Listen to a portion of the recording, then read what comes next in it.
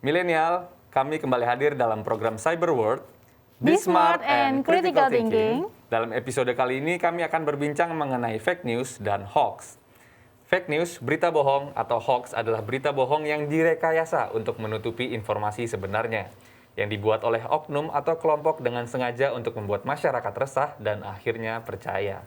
Dan dilansir dari laman Kementerian Komunikasi dan Informasi kominfo.go.id selama November 2019, total jumlah hoax diidentifikasi, diverifikasi, dan divalidasi oleh Kemenkominfo menjadi 3.901 hoax periode Agustus 2018 sampai September 2019. Dan dari total 3.901 hoax tersebut, hoax kategori politik mendominasi di angka 973. Disusul 743 hoax kategori pemerintahan, 401 hoax kategori kesehatan, dan 307 hoax kategori lain. Wah, banyak sekali ya hoax banyak yang ada di ternyata. Indonesia. Kayaknya emang masyarakat ini tertarik sekali ya untuk bikin konten hoax di Indonesia. Betul banget, Akbar. Dan dari penelusuran mesin AIS Kominfo, sepanjang Agustus 2018 hingga November 2019, jumlah hoax, kabar bohong, berita palsu, dan ujaran kebencian meningkat tajam hingga 501 item hoax. Tim AIS yang dibentuk pada Januari 2018 ini dibentuk untuk melakukan pengaisan, identifikasi, verifikasi, dan validasi terhadap seluruh konten internet yang beredar di cyberspace Indonesia.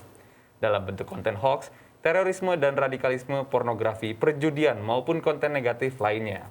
Tim ini terdiri dari 100 personil yang didukung oleh mesin AIS yang bekerja selama 24 jam 7 hari tanpa henti. Keren banget, Mbak. Dan katanya ini mesin AIS bekerjanya lebih cepat dan lebih tepat lah istilahnya. Oh iya gitu tuh. Dari mesin-mesin memang pendahulunya. Teknologi Indonesia ini semakin lama semakin canggih ya, untuk menangkal problem ini. Betul banget, luar biasa. Dan Akbar telah berbincang dengan narasumber kami, Bapak Dr. Emrus Sihombing secara online. Tapi sebelum sampai pada obrolan saya dengan narasumber, ini ada beberapa cara untuk kita bisa mengenali apakah berita yang kita terima termasuk hoax, fake news. Dilansir dari halaman kompas.com, Ketua Masyarakat Indonesia Anti Hoax, Septi Aji Eko Nugroho, menguraikan 5 langkah sederhana yang dapat membantu mengidentifikasi mana berita hoax dan mana yang berita asli. Yang pertama yaitu hati-hati dengan judul provokatif. Jadi di media sekarang tuh banyaknya judulnya provokatif nih, Mbak. Jadi kayak clickbait. Jadi masyarakat tertarik untuk membaca berita itu, tapi ternyata isinya beda nih, Bar. Jadi kayak tidak berita sebenarnya, diubah-ubah sehingga masyarakat ini akhirnya tidak mendapatkan berita yang sesungguhnya, Bar. Jadi lebih-lebihkan ya, menjadi hiperbola. Betul banget. Dan yang kedua juga cermati alamat situs. Jadi kan seringkali kita menerima link-link yang disebar dalam grup maupun media sosial ya. Nah itu kita harus mencermati kembali link tersebut. Apakah link tersebut dari situs resmi atau bukan. Misalnya kebanyakan berasal dari domain blog atau selainnya. Itu seringkali informasinya cenderung bias. Oleh karena itu kita harus selalu cermati kembali alamat URL yang kita terima. Betul banget, apalagi kan sering banget ya ada di-share di grup-grup. Mungkin kalau ibu-ibu juga dari keluarga juga kan mungkin nggak terlalu melihat linknya ya, tapi melihat judulnya dulu ya, Bar ya.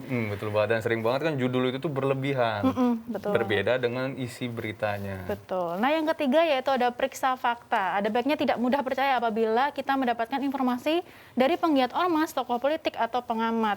Jadi lebih percaya kepada situs-situs resmi, contohnya seperti KPK, terus Polri, Kominfo, dan lain-lain.